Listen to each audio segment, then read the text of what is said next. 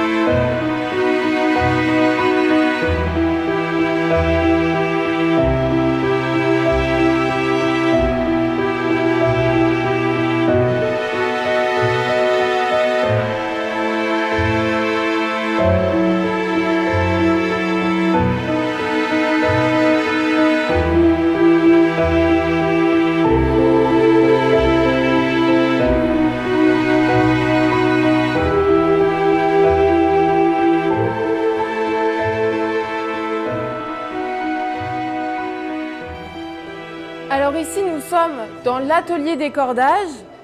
L'atelier des cordages mesurait 300 mètres de long sur les 374 mètres de longueur totale de bâtiment. Donc cet atelier des cordages occupe la majeure partie de la Corderie Royale.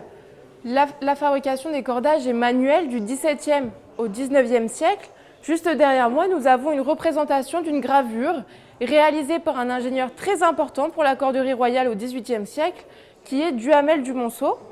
On va se servir de cette gravure pour pouvoir s'imaginer plus facilement ce qu'était cet atelier à l'époque. Alors juste ici, nous avons un modèle réduit du métier accordé que l'on pouvait utiliser ici dans la Corderie Royale. Il faut l'imaginer en bien plus grand. Il est composé de deux parties. Une première ici totalement immobile qui s'appelle le chantier, avec une manivelle pour actionner les 4 crochets devant.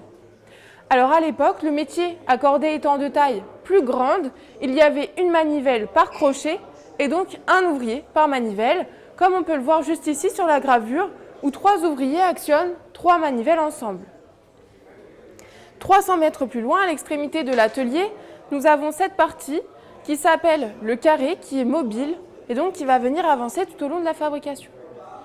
Alors on pouvait installer des chevalets comme celui-ci, tous les 10 mètres, pour venir supporter le fil de carré sur les 300 mètres de long, pour vérifier qu'il soit bien tendu pour servir à la fabrication, et ensuite supporter le poids des cordages une fois fabriqués.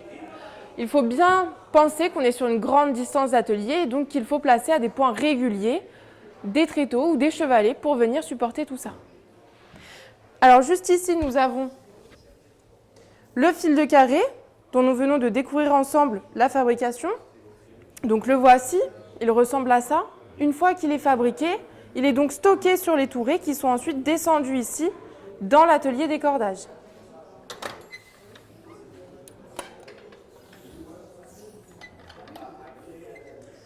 Alors plus on installe de fils sur les crochets, plus le cordage va être important. Sur ce métier à corder, nous avons 4 crochets. J'installe 4 fils par crochet pour un total de 16 fils sur ce cordage. À savoir qu'on pouvait installer jusqu'à 200 fils pour les cordages les plus importants, ce qui demandait déjà une bonne demi-journée de travail, rien que pour pouvoir les installer.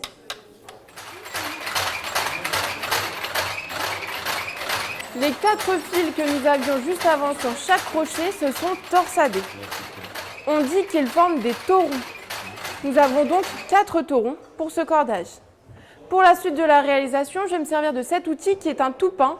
C'est un guide qui va nous permettre de créer un cordage régulier du début à sa fin. Sur la gravure, nous en avons un juste ici, beaucoup plus gros, installé sur un chariot avec des roulettes pour lui permettre de suivre la fabrication. Alors le toupin comporte plusieurs rainures. Sur celui-ci, nous en avons 4. Ce nombre correspond au nombre de taurons sur le cordage. On pouvait avoir de 3 à 6 rainures sur un même toupin, selon la taille du cordage souhaité.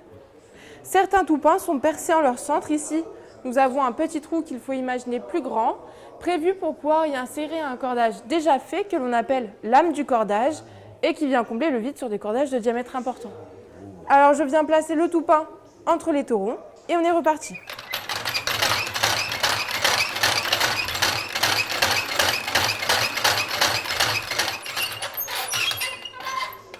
Alors je reviens rapidement sur cette distance de 300 mètres d'atelier. Au XVIIe siècle, on dit qu'on commet au tiers. C'est-à-dire que sur la distance donc, de 300 mètres d'atelier où le fil de carré est installé sur la même longueur, on obtenait des cordages d'environ 200 mètres à la fin. On perd 100 mètres avec cette partie, donc le carré, qui avance petit à petit comme vous avez pu le voir.